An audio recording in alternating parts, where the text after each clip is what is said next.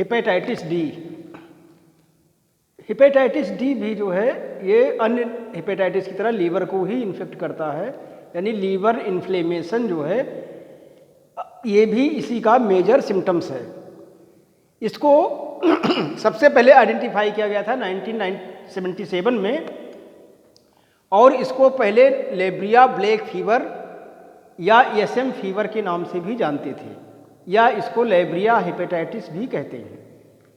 इसकी सबसे खास बात जो है हेपेटाइटिस डी की, ये हेपेटाइटिस डी वायरस से होता है और वो एक सैटेलाइट वायरस है।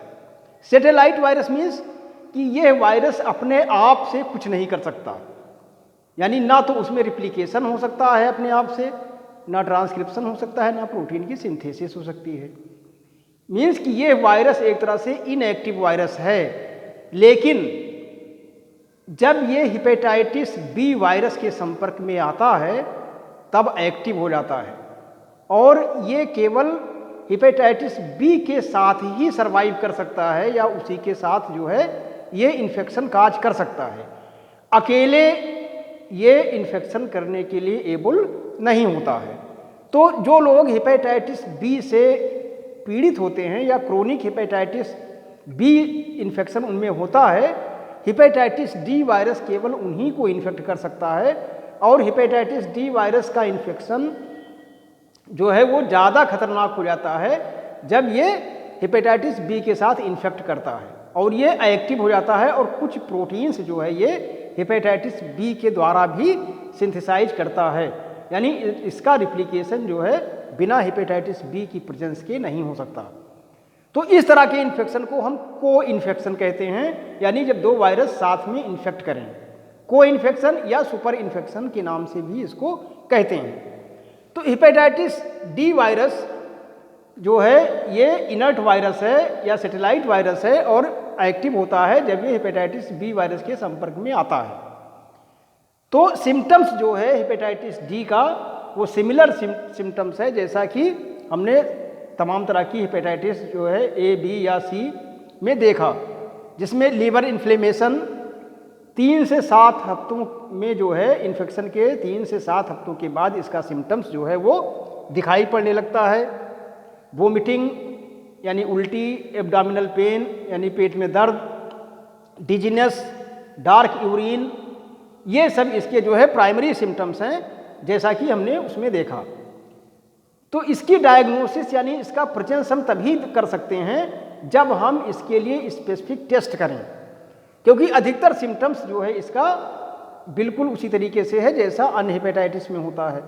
लेकिन स्पेसिफिक एंटीजेनिक टेस्ट, जैसे यदि किसी को हेपेटाइटिस डी का इन्फेक्शन होता है तो उसके अगेंस्ट एंटीबॉडीज़ बनती हैं, और उसी के स्पेसिफिक एंटीबॉडी जब बनेगी, यानी एंटी डी इम्यूनोग्लोबुलिन जी या एंटी डी इम्यूनोग्लोबुलिन यम, यानी आईजीजी और आईजीएम स्पेसिफिक एंटीबॉडीज़ बनती हैं जब हेपेटाइटिस डी वायरस का इन्फेक्शन होता है, और उनके डिटेक्शन से हम ये पता लगा सकते हैं कि कोई पर्सन जो हेपेटाइटिस बी से पीड़ित है वो सुपर इन्फेक्टेड है या को इन्फेक्टेड है या नहीं है।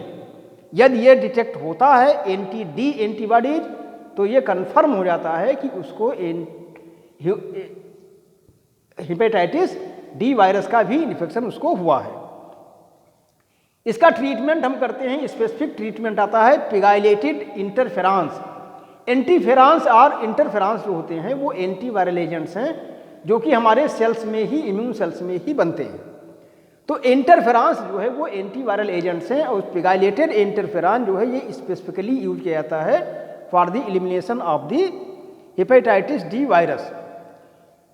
इसकी जेनेटिक मशीनरी जो होती है इसमें जो है सिंगल स्ट्रैंडेड आरएनए होता है और निगेटिव सेंस का स्ट्रैंड है। निगेटिव स्ट्रैंड होने की वजह से ही जो है ये अपने आप से रिप्लिकेट नहीं कर सकता बिना हेपेटाइटिस बी वायरस के। वायरस ये इन्वेलप्ड होता है, इसका मतलब ये वायरस जो है ये सेंसिटिव है ऑर्गेनिक सॉल्वेंट्स के, यानी क्लोरोफार्म है, इथेनॉल है या डिटर्जेंट है, इनकी उपस्थिति में इस वायरस को एलिमिनेट किया जाता है। इसकी रोकथाम जो होगी वो हेपेटाइटिस बी को रोकने से ही इसकी रोकथाम अपने आप हो जाएगी। यानी हेपेटाइटिस बी का इन्फेक्शन यदि किसी को है, क्रोनिक रूप से है, तो इसका मतलब वो हेपेटाइटिस डी से भी पीड़ित हो सकता है। और 5% केस में ये देखा गया है कि जो लोग क्रोनिक हेपेटाइटिस बी से पीड़ित हैं वो हेपेटाइटिस डी से पीड़ित हो जाते हैं, यानी सुपर इन्फेक्शन उनमें हो जाता है। तो इसका मतलब जिस चीज़ से हेपेटाइटिस बी फैलता है, जैसे एब्यूजर्स, ड्रग एब्यूजर्स जो है वो सीरिंज बार बार इस्तेमाल करते हैं बिना हाइजीनिक किया, बिना स्टरलाइज किए, तो उसमें फैलने की संभावना, ब्लड ट्रांसफ्यूजन में या मदर टू फीटस में, तो इस तरह से जो होता है हेपेटाइटिस बी का इन्फेक्शन, तो यदि हम हेपेटाइटिस बी का इन्फेक्शन रोक ले जाते हैं या उसी को टारगेट करते हैं तो हेपेटाइटिस डी का इन्फेक्शन अपने आप रुक जाता है। ये देखा गया है, जैसे 1982 से जो है हेपेटाइटिस बी का वैक्सीन जो है मार्केट में आ गया और उसका यूज हो रहा है। तो 1982 से लगातार जो है हेपेटाइटिस डी के केस में कमी देखी जा रही है। यानी हेपेटाइटिस बी का एक वैक्सीनेशन कंप्लीटली हो जाता है या कंप्लीट इरेडिकेशन हेपेटाइटिस बी का हो जाता है तो हेपेटाइटिस डी अपने आप खत्म हो जाएगा, क्योंकि हेपेटाइटिस डी बिना हेपेटाइटिस बी के सरवाइव नहीं कर सकता है। तो इसीलिए जो है, जैसा कि हम लोग जानते हैं, वर्ल्ड हेपेटाइटिस डे 28 जुलाई को मनाया जाता है और 2021 के लिए जो उसका थीम था वो था हेपेटाइटिस कैन नॉट वेट। यानी WHO ने जो लक्ष्य रखा है कि 2030 तक हेपेटाइटिस बी को कंप्लीटली इरेडिकेट कर देना है, यानी वर्ल्ड वाइड इरेडिकेशन जो है वो हेपेटाइटिस बी का 2030 तक होने का लक्ष्य रखा गया है। तो इसीलिए इसकी थीम बनाई गई है हेपेटाइटिस कैन नॉट वेट। तो हेपेटाइटिस डी का इन्फेक्शन वर्ल्ड वाइड है, यानी कोई स्पेसिफिक एरिया ऐसा नहीं है कि जो है इसमें ज़्यादा पाया जाता हो। जहाँ जहाँ हेपेटाइटिस बी है वहाँ वहाँ हेपेटाइटिस डी होने की संभावनाएं बनी रहती हैं। तो सारा सिम्टम्स इसका करीब करीब हेपेटाइटिस के अन्य टाइप्स की तरह है, लेकिन केवल एक डिफरेंस है कि ये अपने आप, ये वायरस अपने आप इन्फेक्शन नहीं कर सकता, अपने आप रिप्लिकेशन नहीं कर सकता। इसके इन्फेक्शन के लिए ये केवल को इन्फेक्शन कर सकता है या सुपर इन्फेक्शन कर सकता है, और केवल उन्हीं पेशेंट में होगा जो पहले से ही क्रोनिक रूप से हेपेटाइटिस बी से पीड़ित हैं। हेपेटाइटिस बी से पीड़ित है और हेपेटाइटिस डी का इन्फेक्शन हो जाता है तो ये ज़्यादा डेंजरस हो जाता है और उनमें आगे चलकर लीवर कैंसर होने की संभावना काफ़ी हद तक बढ़ जाती है।